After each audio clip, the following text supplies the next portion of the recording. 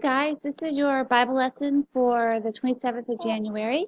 Spurgeon looking at Colossians 1:5, which says, "The hope which is laid up for you in heaven." He writes, "Our hope in Christ for the future is the mainspring and the mainstay of our joy here. It will animate our hearts to think often of heaven, for all that we can desire is promised there. Here we are weary and toil worn, but yonder is the land of rest, where the sweat of labor shall no more bedew the worker's brow, and fatigue shall be forever banished. To those who are weary and spent, the word rest is full of heaven.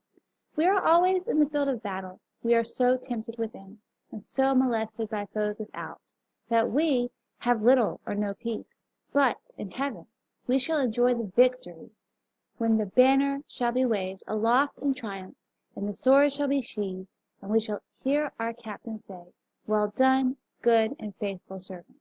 We have suffered bereavement after bereavement, but we are going to the land of the immortal, where graves are unknown things.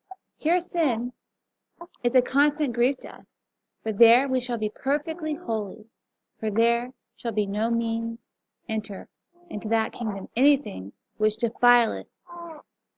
Hemlock springs not up in the furrows of celestial fields. Oh, is it not joy that you are not to be in banishment forever, that you are not to dwell eternally in this wilderness, but shall soon inherit Canaan? Nevertheless, let it never be said of us that we are dreaming about the future and forgetting the present. Let the future sanctify the present to highest uses. Through the Spirit of God, the hope of heaven is the most potent force for the product of virtue.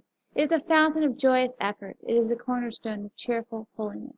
The man who has this hope in him goes about his work with vigor, for the joy of the Lord is his strength. He fights against temptation with ardor, for the hope of the next world repels the fiery darts of the adversary. He can labor without present reward, for he looks for a reward in the world to come. All right, so for your question, I want you to answer, how does our hope of heaven impact our present? And if you have trouble with that one, just sort of look at the second half of what Spurgeon is talking about, as far as when he talks about starting with, nevertheless, it can never be said of us that we are dreaming about the future and forgetting the present. From there on, you can find an answer to the question. Thank you.